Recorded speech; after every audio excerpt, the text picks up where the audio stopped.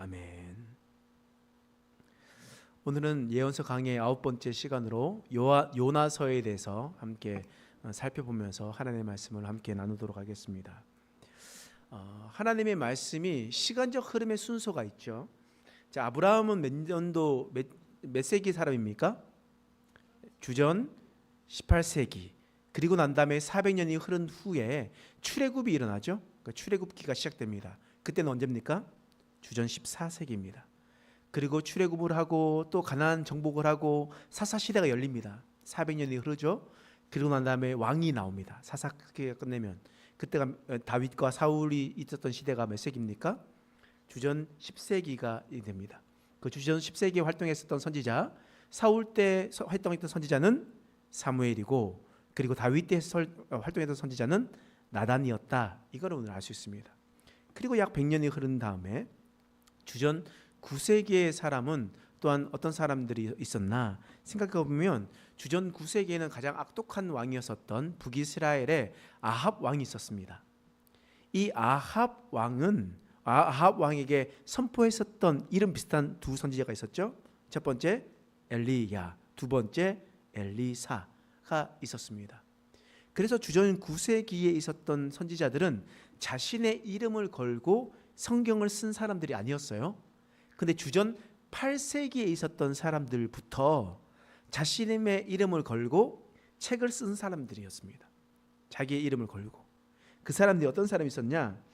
주전 8세기라고 하면요, 주전 8세기라 하면 주전 800년도부터 700년도까지, 그러니까 우리는 지금 주후니까 2000년도부터 2100년도 이렇게 헤아리잖아요. 근데 주전이니까 800년부터 700년 이렇게 헤아린단 말이에요.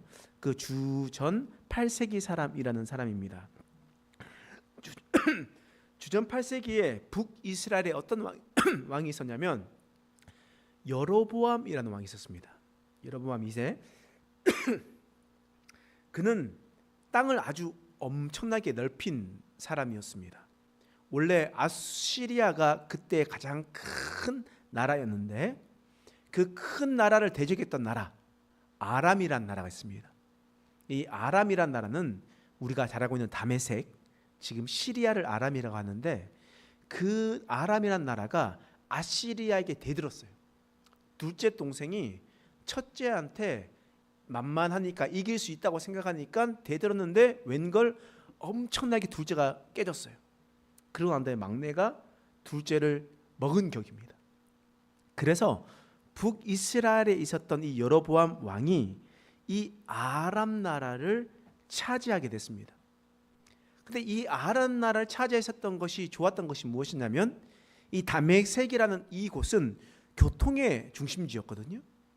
그렇기 때문에 이 교통의 중심지였었던 이곳, 비단길로 넘어가고, 비단길이 또 유럽으로 넘어가고, 이 비단길이 또한 이집트 문명으로 가고, 또 우리 있었던 예멘이나 사우디아라비아로 내려가는 향길로 내려가는 이러한 고대 고속도로의 중심 도시였습니다. 그렇기 때문에 수많은 사람이 오가게 됐죠. 그러다 보니까 그곳에 어떤 일이 생기게 됐냐? 상인들이 많이 다니게 되니까 상인들이 뭘 들고 다녀요? 자신이 팔 수 있는 무역 상품도 가지고 다닐 뿐만 아니라 자신의 신들을 가지고 다닙니다. 자신의 신들을 가지고 다니다 보니까 이 북이스라엘이 어떤 나라가 되어버렸냐? 우상 천지가 되어버렸던 거예요. 우상이 어마어마하게 있었던 겁니다. 그래서 북이스라엘 사람들이 하나님, 곧 여호와 하나님을 나의 신이라 받아들이지 않고 여호와 하나님이 아닌 다른 신들을 나의 하나님이다, 나의 신이다 라고 받아들였습니다. 그러므로 이 주전 8세기 여로보암 2세 이 시대에는요, 북이스라엘의 종교적인 타락이 어마어마하게 일어나게 되었다라는 거예요. 그래서 이 종교적인 타락을 꾸짖기 위해서 누가 하나님의 말씀을 선포합니까? 그렇죠, 호세아가 선포하게 됩니다. 너희 봐, 고멜과 같이 남편이었었던 너를 떠나가는 거야. 자신에게 이름을 보면서 이스라엘이라 피밭이라 할 것이다. 그리고 로루아마라 긍휼히 여기지 않겠다. 로암미라 내 백성이 아니다 라고 이야기를 하면서 종교적인 타락을 선포했어요. 또 이 상업이 발달하고 경제가 성장하다 보니까 어떤 일이 생기게 되냐? 빈익빈 부익부 현상이 완전하게 일어났던 겁니다. 공의롭지 못하고 무전유죄, 유전무죄가 되는 이런 일들이 일어났던 거예요. 하나님께서 가난하고 힘들고 어려운 사람들을 돌보아 주어라고 분명히 법으로, 신명기의 법으로 말씀하셨지만 그 법을 지키지 않고 이 약하고 연약한 자들을 오히려 강포하고 오히려 그들을 힘들게 했었던 자들이 있었습니다. 그래서 하나님께서 선지자를 보냈죠. 예언자를 보냈습니다. 그 사람이 누구였습니까?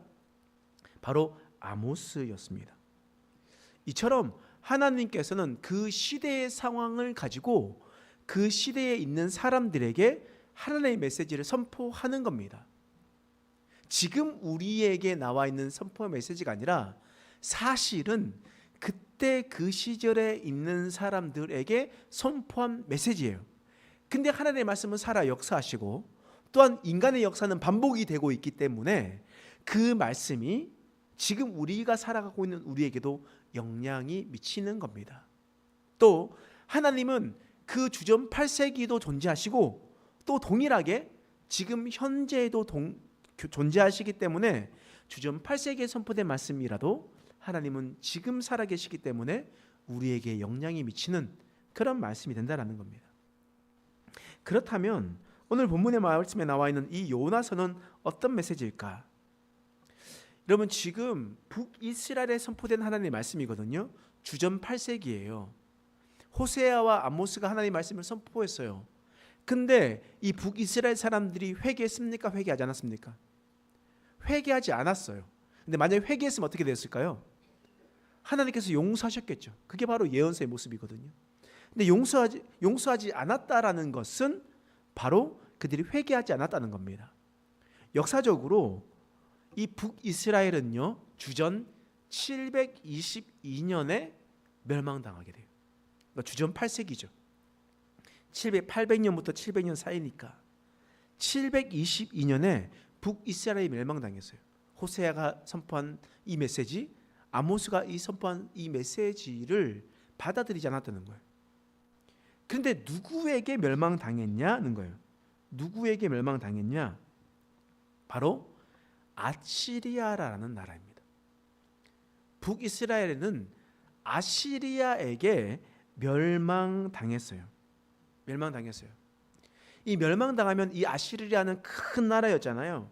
그래서 이 아시리아가 사실 이 메소포타미아 문명 지역에 있지만 그러나 이 메소포타미아에서 이집트 문명을 늘 차지하고 싶은 욕심이 있었기 때문에 항상 메소포타미아 문명에 있었던 사람들은 서방으로 유럽으로 진출하거나 아니면 반드시 이집트를 차지하는 일들이 있었습니다.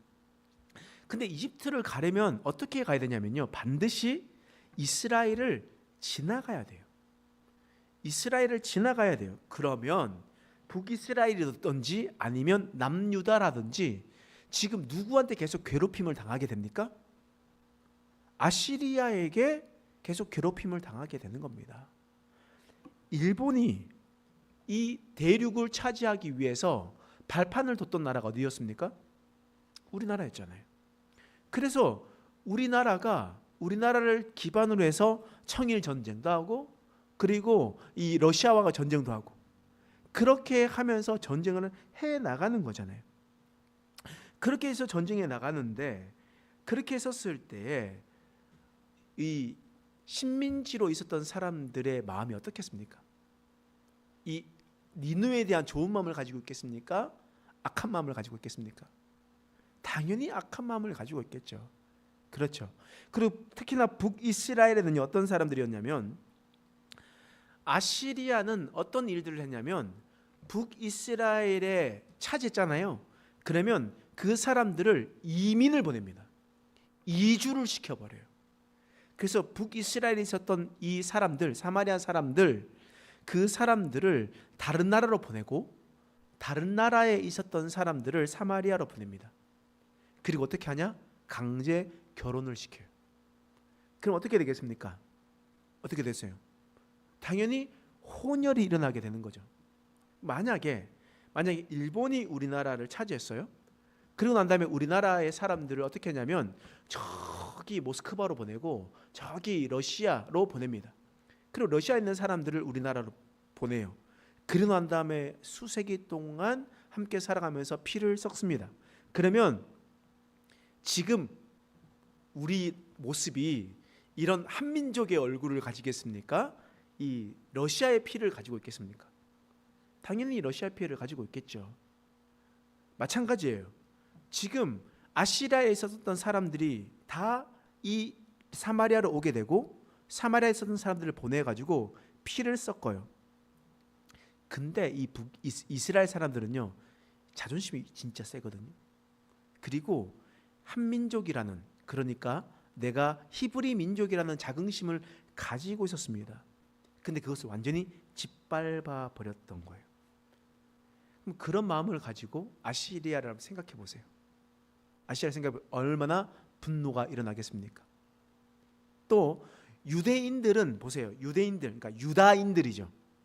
유다인들, 남유다.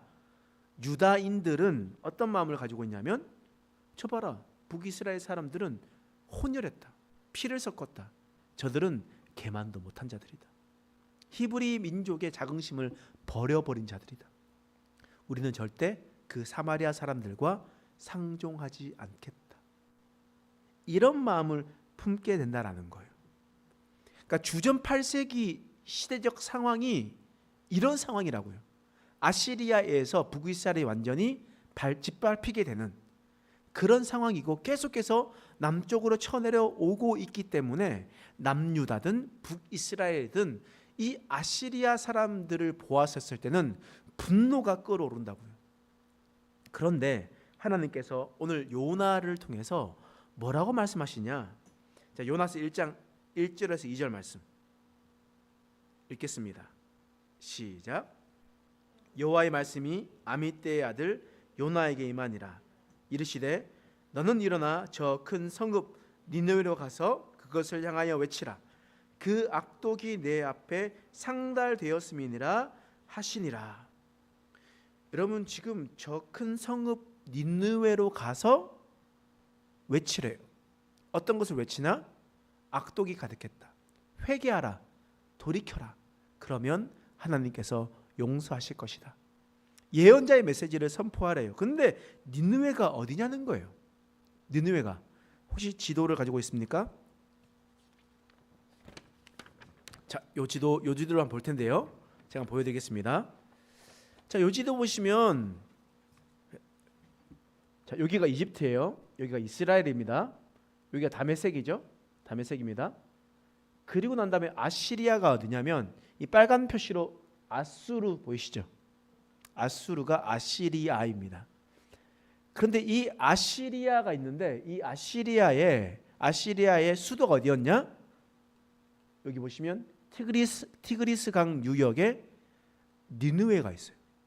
니느웨가. 그러니까 서편으로는 지중해가 있고 동편으로는 튀르키예 지역이 있는데 거기가 메소포타미아 지역이거든요. 메소포타미아 지역에 니느웨가 여기가 있어요. 그러면 하나님께서 니느웨로 가서 하나님의 복음을, 기쁜 소식을 전해라, 회개의 선포를 전해라 라고 이야기를 하면 어떤 마음이 들겠습니까? 그러니까 일본의 도쿄가 가가지고 하나님의 복음을 선포해라 이렇게 얘기하는 거거든요. 근데 여러분, 뭐 지금은 뭐 일본을 좋아하는 사람도 있겠지만 우리가 일제 식민지 시대 때에 일본을 생각할 때 얼마나 많은 분노를 가지고 있겠습니까? 그래서 그 나라가 흥했으면 좋겠다고 생각하겠습니까? 뭐 그런 사람들 친일파나 자신의 권력을 누리려고 그러겠죠. 근데 진짜 자신의 나라를 사랑하는, 대한민국을 사랑했었던 자들은 확 망해버려라 라고 이야기하겠죠. 그리고 시대적으로 우리 목사님들이나 또 여러분들이, 성도님들이 함께 그 시대에서 기도할 때 어떻게 기도하겠어요? 하나님 빨리 저 원수 같은 일본 빨리 망하게 하십시오. 우리가 힘들게 하고 있습니다. 예수 믿는 것도 못하게 하고 자꾸 천황을 섬기게 합니다. 이렇게 이야기하지 않을까요? 망해버리라고 얘기해야 되는데 하나님이 목사님한테 와가지고 도쿄 가가지고 복음을 증거해라 라고 이야기를 하는 거예요. 그랬었을 때 요나가 어떤 선택을 합니까? 너무나 잘 알고 있죠? 3절 말씀이에요. 읽겠습니다. 시작.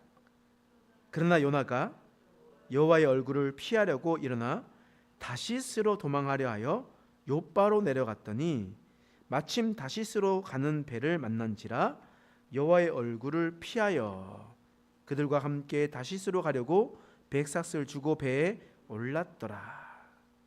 지금 요나가 어디로 가려고 합니까? 다시스로 가려고 해요. 그런데 다시스로 가기 위해서 어디로 갔냐면 욥바로 갔다라고 하거든요. 욥바. 자, 욥바가 어디 있느냐? 여러분 이스라엘 지도가 있죠. 이 지도 가지고 있으시죠? 이스라엘 지도가 가지고 계시면 그 지도에서 여러분 가장 가운데, 그러니까 여러분들이 두 번 접었으니까 가장 가운데 딱 찍어보면 그 오른쪽 편에 세겜 보이십니까? 가장 중심에, 여러분들이 접혀져 있는 가장 중심에 바로 살짝 보면 세겜이 있어요. 찾으셨죠? 그 세겜에서 왼쪽으로 쭉 가보세요. 바다 쪽으로. 그러면 어디가 나옵니까? 욥바 보입니까? 욥바라고 하는 것은 원래 여기가 세겜이고요. 욥바는 여기입니다. 욥바는 여기예요. 그럼 이스라엘 전체에서 어디로 갔냐? 요단강 서편으로 갔습니까? 요단강 동편으로 갔습니까? 요단강 서편으로 서쪽으로 간 거잖아요. 서해 쪽으로 간 거잖아요. 그죠? 서해 쪽으로 가게 되었다라는 거예요. 서쪽으로 갔던 거예요. 이것이 어떤 의미냐? 아까 전에 보았던 고대 근동 지역 사진 다시 한번 보여주세요. 이스라엘이 여기 있으면 아시리아는 어디 있습니까? 오른쪽에 있죠. 동편입니까? 서편입니까? 동편이죠. 그렇죠? 북동쪽으로 올라가야 되는 거죠. 그런데 다시스가 어디냐? 다시스는 스페인입니다. 땅 끝이에요. 그러니까 어디냐? 지금 여기에 튀르키예, 여기 그리스, 여기 옆에 이탈리아, 여기 끝에 어디?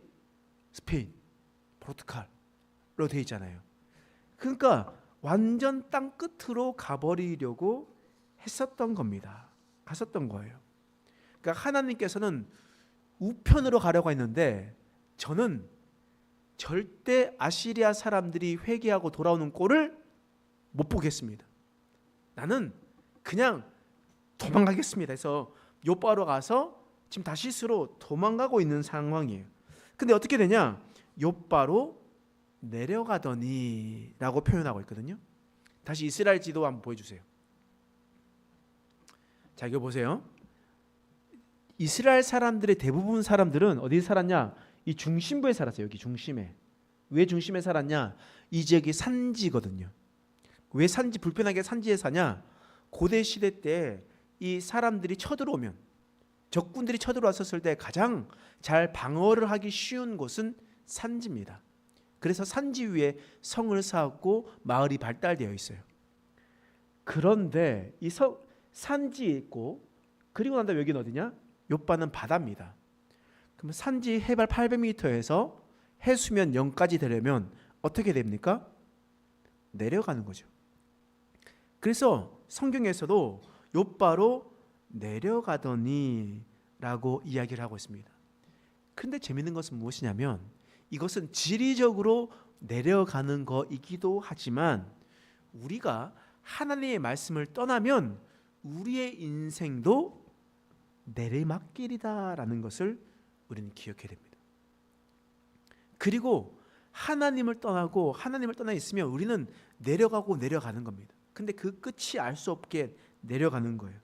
어떻게 내려가냐? 5절 말씀 읽어보겠습니다. 읽겠습니다. 시작. 사공들이 두려워하여 각각 자기의 신을 부르고 또 배를 가볍게 하려고 그 가운데 물건들을 바다에 던지는지라 그러나 요나는 배 밑층에 내려가서 누워 깊이 잠이 든지라. 지금 요나는 산지에서 내려와서 해수면까지 있다가, 그리고 난 다음에 요나가 어디까지 내려가요? 배 밑에까지 내려갔다라는 것은 어떤 의미겠습니까? 어떤 의미겠습니까? 해수면보다 조금 더 밑으로 내려갔다라는 그런 의미라는 거예요. 하나님의 말씀을 받아들이지 않고 하나님을 따라서 살아가면요, 해수면보다 그보다 더 깊이 내려간다라는 것은 우리는 알아야 돼요. 또 어떻게 될 수 있냐?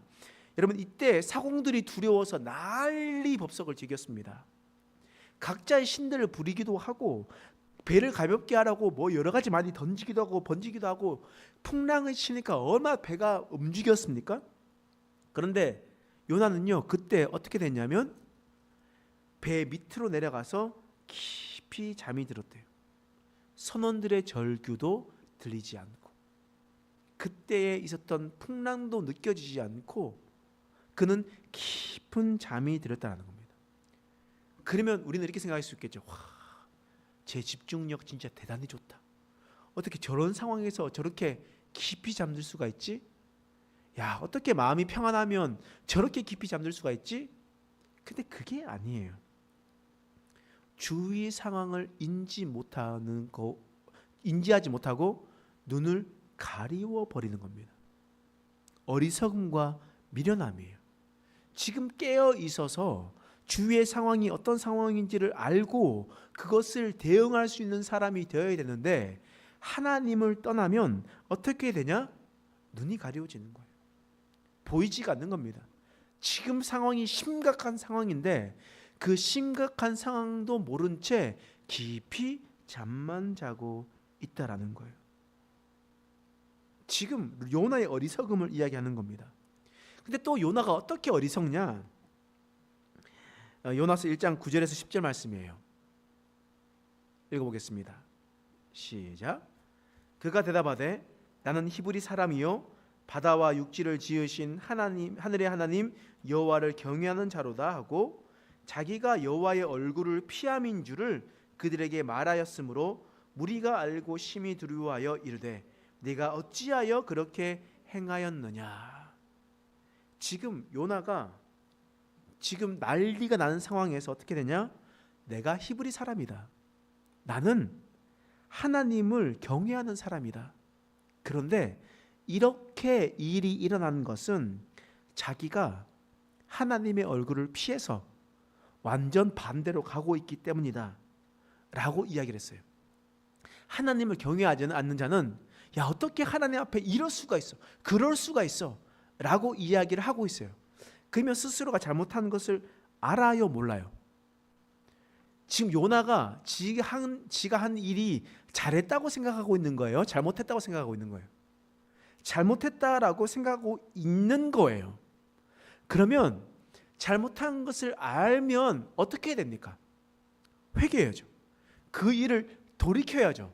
근데 지금 요나는 어떻게 하냐? 12절 말씀 읽겠습니다. 시작. 그가 대답하되 나를 들어 바다에 던지라. 그리하면 바다가 너희를 위하여 잔잔하리라. 너희가 이 큰 폭풍을 만난 것이 나 때문인 줄을 내가 아노라. 자, 그가 대답하되 나를 들어 바다에 던지라 라고 얘기하는 것이 어떤 의미겠습니까? 날 죽여라는 거예요. 나는 잘못한 걸 알아도 난 죽어도 니네에 못 가겠습니다. 우리말로 하면 하나님 저 배 째십시오. 나 도저히 못 받아들이겠습니다. 저 이거 못 받아들이겠습니다 라고 이야기를 하고 있는 겁니다. 이 큰 폭풍을 만난 것이 나 때문이다 라고 이야기하면서 잘못한 것을 알아도 깨달아도 하나님 앞에 자꾸 바락바락 대디는 거예요. 누구 모습이에요? 여러분의 모습입니다. 저의 모습이 요나와 같은 모습, 그런 모습이 우리에게 있잖아요. 그리고 난 다음에 바다에 던졌어요. 그것이 끝이라고 생각하죠. 근데 하나님께서 큰 물고기를 준비하십니다. 큰 물고기가 요나를 삼켰어요. 입속에 들어갑니다. 그리고 그 물고기는 어디로 가요? 더 깊은 바다로 내려가게 되는 겁니다. 지금 그들이 높은 산지에 있다가 욥바로 내려갔다가 더 내려가서 배 밑으로 내려가고 더 밑으로 내려갔다가 더 물속 깊이 큰 물고기 뱃속으로 더 내려가는 일들이 일어나는 거예요. 하나님의 말씀을 따르지 않으면 우리는 우리의 인생길이 내리막길이라는 것을 알아야 돼요. 그러면 요나가 다시 그 물속에서 올라가려면 어떻게 됩니까? 무엇을 해야 됩니까? 회개하는 거잖아요. 예언서의 말씀이 그 말씀이잖아요. 회개하고 돌아오면 하나님께서 용서할 것이다. 하나님 앞에 바락바락 대들었던 자도 하나님 앞에 회개하면 하나님께서 다시 그를 사용하실 것이다 라고 하나님께서 은혜의 말씀을 우리에게 말씀하고 있는 거예요. 그리고 요나가 언제 회개합니까? 물고기 뱃속에 들어가서 그곳에 있었을 때에 하나님 앞에 회개합니다. 물고기 뱃속에서 3일 동안 있게 됩니다. 그리고 그곳에서 하나님께 회개하고 물에서 나오게 되는 거예요. 그렇게 하나님께서 두 번째 부르심을 부르시잖아요. 요나서 3장 2절 말씀 읽겠습니다. 시작. 일어나 저 큰 성읍 니느웨로 가서 내가 내게 명한 바를 그들에게 선포하라 하신지라. 자, 일어나라. 이제 큰 성읍으로 돌아가라 라고 이야기를 하는 거예요. 그러면서 어느 순간 이 요나가 니느웨로 가서 하나님의 말씀을 선포하고 있거든요. 그러면서 어떤 재밌는 이야기를 들었는데 어떤 분이 말씀을 읽으면서 정말 놀라운 발견을 했대요. 어떤 놀라운 발견을 했냐? 지금 요나가 순간 이동하는 장면을 말씀을 통해서 이야기를 하네요. 하나님의 능력과 기적으로. 지금 요나가 잠시 하나님의 말씀을 선포하니까 바로 니느웨로 옮겨지게 되었다. 순간 이동하게 되었다 라고 이야기하는데 그 순간 이동이 맞습니까? 틀립니까? 그리고 또 이렇게 얘기하거든요. 요나서 2장 10절 말씀 읽겠습니다. 시작. 여호와께서 그 물고기에게 말씀하시매 요나를 육지에서 토하니라. 봐라. 이 요나 물고기가 요나를 토하니까 어디까지 갔냐? 니느웨까지 갔다. 이렇게 얘기하시는 분들이 있습니다. 그러면 여러분들이 그렇게 말씀을 묵상을 하더라고요. 그러면 잠깐 고대 근동 사진 한번 보여주시겠습니까? 고대 근동 사진. 자, 욥바에서 배 타고 잠깐 나갔는데 요 근처에서 큰 물고기를 받았죠.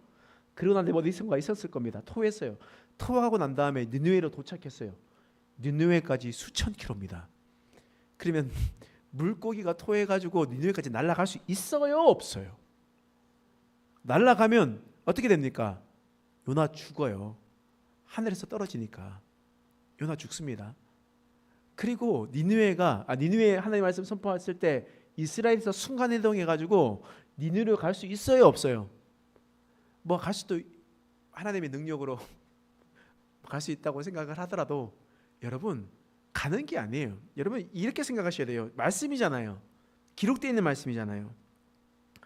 드라마에서 사람들이 맛있는 밥을 먹어요. 너무 즐겁게 해요. 근데 설거지하는 장면 나와요? 안 나와요? 네? 설거지 열심히 하면서 매번 하는 장면이 나와요? 안 나와요? 안 나와요. 일 열심히 하는 장면도 나오긴 하겠지만 그 세밀한 뭔가를 하는 장면이 안 나와요. 왜냐하면 스토리에 필요가 없거든요. 그리고 여러분 영화 장면을 보면 뭐 이런 액션 장면 이런 거 보면 어느 나라에서는 미국에서 잠깐 이렇게 그 미션을 성공했다가 다시 영국으로 날아갑니다. 그 영국 장면 그 다음 날 영국 장면이 딱 나와요. 그다음 프랑스 딱 나와요. 그런데 비행기 타고 가는 그 수시간을 넣어요, 안 넣어요? 넣을 필요가 없는 거예요. 그래서 여러분들이 어떤 사람들의 말에 의해서 이 요나가 물속이 뱃속에 탁 하니까 니느웨로 갔다. 그런 거는 우리가 이제 이 말씀이 중요한 것만 넣어놨구나, 그럼 필요한 것만 넣어놨구나 라는 것으로 우리는 봐야 됩니다. 그렇기 때문에 전후 좌우 문맥을 잘 알아서 성경에 있는 말씀을 정확히 알아야 이것을 알 수가 있는 거예요. 그래서 하나님께서 니느웨를 보내셨어요. 사실 니느웨에 보내신 하나님의 가장 크신 뜻이 무엇입니까? 하나님께서 왜 보내신 거예요? 니느웨에 가서 선포하라는 거예요. 죄악이 가득 찼다는 걸 선포하라는 거예요.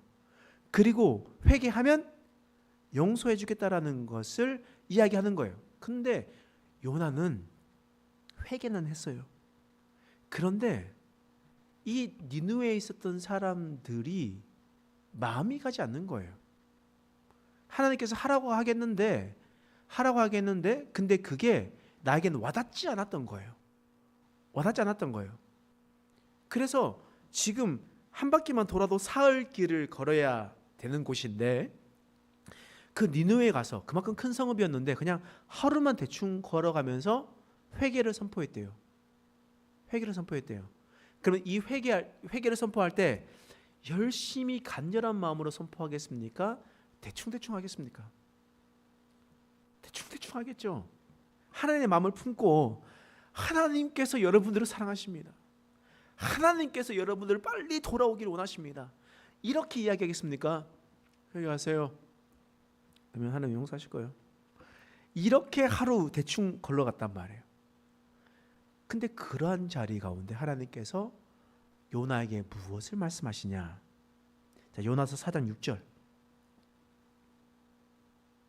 저는 요나서 읽으면서 선지자 중에서 가장 간이 큰 선지자가 아닌가라는 생각이 듭니다. 자, 6절 읽겠습니다. 시작.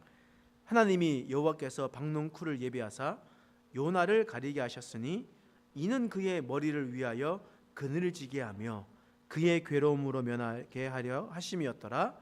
요나가 박농쿨로 말미암아 크게 기뻐하였더니.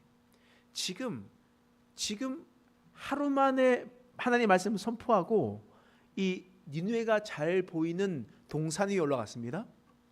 그리고 난 다음에 앉아서 보는 거예요. 자, 멸망 하나하나. 속의 마음은 어떤 마음이겠습니까? 멸망하기를 바라는 마음입니까? 아니면 그렇지 않기를 바라는 마음입니까? 회개하기를 바라는 마음입니까? 그냥 싹 다 망했으면 바라는 마음입니까? 싹 다 망했으면 하는 바람이라는 거예요. 하나 망하나 안 망하나 하나님의 말씀 때문에 하겠지만 그 니느웨에 향한 하나님의 마음을 이해할 수가 없었던 거예요. 근데 하나님께서 박농쿨을 키웠습니다. 하루 만에 박농쿨을 키워가지고 머리 위에까지 해서 그늘을 지게 했었다라는 거예요. 그늘을 지게 했던 거예요. 그곳은 건조한 기후입니다. 햇빛은 진짜 뜨거운데 그늘만 있으면 시원해요. 그렇기 때문에 박농쿨로 그늘을 만들어지면 너무 좋았어요. 그래서 이 요나가 너무나 좋았던 겁니다. 근데 하나님께서 어떻게 하셨냐? 7절 말씀 읽겠습니다. 시작. 하나님이 벌레를 예비하사 이튿날 새벽에 그 박농쿨을 갉아먹게 하심에 시드니라. 그 다음날 어떻게 됐어요? 벌레를 준비해가지고 벌레를 줄기를 탁 갉아먹으니까 박농쿨이 시들어버렸어요.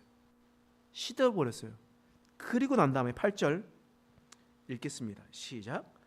해가 뜰 때에 하나님이 뜨거운 동풍을 예비하셨고 해는 요나의 머리에 쪼임에 요나가 혼미하여 스스로 죽기를 구하여 이르되 사는 것보다 죽는 것이 내게 나으니이다 하니라. 해가 뜨니까 너무 강한 햇빛 때문에 머리가 너무 뜨겁고 정신이 나가는 거예요. 뜨거운 동풍을 불게 하셔서 이 요나가 너무 힘들게 되었던 겁니다. 그늘이 있었으면 괜찮았을 텐데 그늘이 없이 있으니까 사는 것보다 죽는 것이 좋습니다. 그냥 저 죽여주십시오. 저 죽여주세요 라고 이야기를 하고 있는 겁니다. 그러니까 하나님 앞에 엄청 짜증내고 있는 거예요. 지금 하나님의 명령에 순종하는 것도 어쩔 수 없이 순종해서 니느웨까지 갔고 또 하나님의 말씀에 갔는데 열심으로 사역하지 않고 대충 하고 있으면서 니느웨가 멸망하기를 바라고 있었던 겁니다. 그리고 난 다음에 하나님 앞에 막 바락바락 대들고 있는 거예요. 그러면서 9절 말씀 읽어보겠습니다. 시작. 하나님이 요나에게 이르시되 내가 이 박농쿨로 말미암아 성내는 것이 어찌 옳으냐 하시니 그가 대답하되 내가 성내어 죽기까지 할지라도 옳으니이다 하니라. 지금 요나가 하나님께 바락바락 대드니까 하나님께서 말씀하시죠. 야, 이 박농쿨 때문에 지금 나한테 나 전능하신 하나님, 나 하나님이야. 근데 나한테 화내는 게 야 옳은 거냐? 그러면 우리는 어떻게 해야 돼요? 죄송합니다. 제가 약간 착각했나 봐요. 이렇게 이야기를 해야 되는데 요나는 뭐라고 얘기해요? 내가 성내어 죽기까지 할지라도 옳습니다. 내 말이 맞아요. 이렇게 하면서 하나님 앞에 바락바락 대들고 있는 거예요. 그랬을 때 하나님께서 요나에게 뭐라고 말씀하시냐? 자, 이게 바로 요나 메시지의 핵심입니다. 10절 말씀 읽겠습니다. 시작. 여호와께서 이르시되 내가 수고도 아니하였고 재배도 아니하였고 하룻밤에 났다가 하룻밤에 말라버린 이 박농쿨을 아꼈거든. 야, 네가 심지도 않았잖아. 우리가 보시면 위에 텃밭이 있으면 뭐 오이나 그리고 또 이런 토마토나 이런 걸 하면요 매일매일 가서 준비해주고 뭐 텃밭 갈그려면 열심히 준비해야 되거든요. 그러면 좀 애정이 붙어요. 그런데 요나는요 자기가 한 것도 아니에요. 가만히 앉아 있었는데 박농쿨이 나가지고 자기를 가려줬단 말이에요. 근데 하루 만에 없어졌어요. 친하게 지낸 건 하루밖에 안 돼. 근데 그 박농쿨 때문에 하나님 앞에 성내면서 바락바락 대들었단 말이에요. 근데 하나님께서 너가 이 박농쿨도 아꼈는데 11절 읽겠습니다. 시작. 하물며 이 큰 성읍 니느웨에는 좌우를 분별하지 못하는 자가 12만여 명이요 가축도 많이 있나니 내가 어찌 아끼지 아니하겠느냐 하시니라.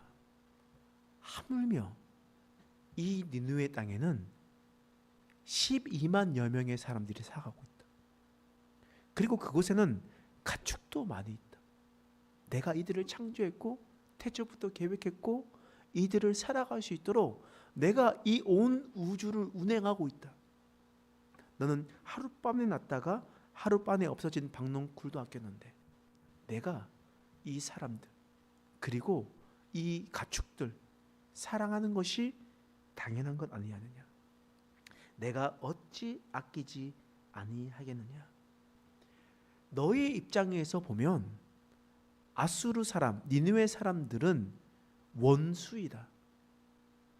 그러나 나의 입장에서 보면 그는 내가 창조한 자들이다. 내가 데리고 있어, 내가 그들을 돌보는 자들이다. 내가 그 온 인류를 내가 사랑한다. 또한 가축까지 사랑한다. 하나님께서 말씀하시는 거거든요. 요나는 유다인 입장에서 이스라엘 입장에서 계속 니느웨만 생각했습니다. 아시리아를 생각했습니다. 그러니 그들을 용서할 수가 없었습니다.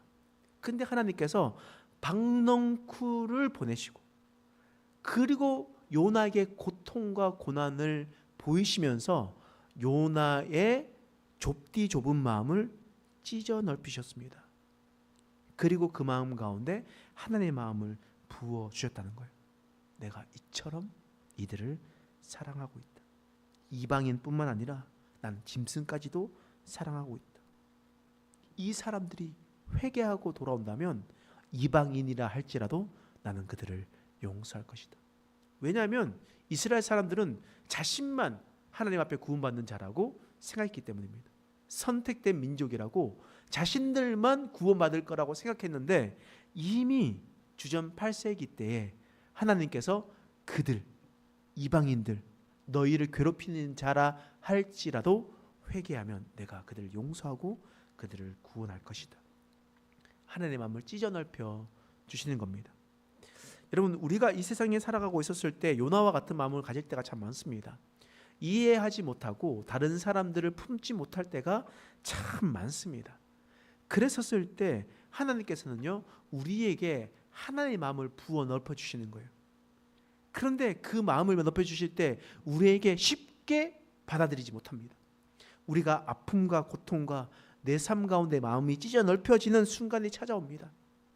그리고 하나님께서 그 마음을 부어 넣어 주셔서 그들의 인생 가운데 하나님의 마음을 깨닫게 해주시는 겁니다. 오늘 이 예언자 요나의 말씀을 살펴보면서 하나님께서 얼만큼 이 세상을 사랑하시는가, 선택된 지금 이 교회 안에 있는 자뿐만 아니라 지금 김포 땅에는 좌우를 분별하지 못하는 약 50여만 명의 사람들이 있는데 내가 그들을 사랑하는 것이 당연한 것 아니냐, 내가 아끼는 것이 당연한 것 아니냐, 너희가 봤을 때 그들이 심판받을 자라 할지라도 나는 그들을 사랑한다. 하나님께서 말씀하십니다. 그 하나님의 마음을 붙들고 이제 요나처럼 바락바락 하나님 앞에 대드는 자들이 아니라 하나님 앞에 더 겸손하고 낮아져서 하나님의 마음을 온전히 품고 살아갈 수 있는 저와 여러분 되시길 간절히 소망합니다. 기도하겠습니다. 하나님, 우리의 마음 가운데 요나와 같은 마음들이 있습니다. 우리의 마음을 돌이키게 하여 주시옵소서. 하나님, 요나는 아시리아 니느웨를 이해할 수가 없었습니다. 그러나 하나님께서 박농쿨을 보내셔서 하나님의 마음이 무엇인지 깨닫게 해 주셨습니다. 하나님, 우리가 이 순간 살아갈 때 하나님께서 우리의 마음을 찢어 넓혀 주시고 하나님에 대한 우리 이 세상을 향한 하나님의 마음을 깨달으며 살아갈 수 있는 자 되시도록 도와 주옵소서. 좁디 좁은 우리의 마음을 넓혀 주셔서 하나님의 마음을 품고 이 세상을 살아가며 살아갈 수 있는 우리 인생 되시도록 도와 주시옵소서. 감사드리며 예수님의 이름으로 간절히 기도드립니다. 아멘.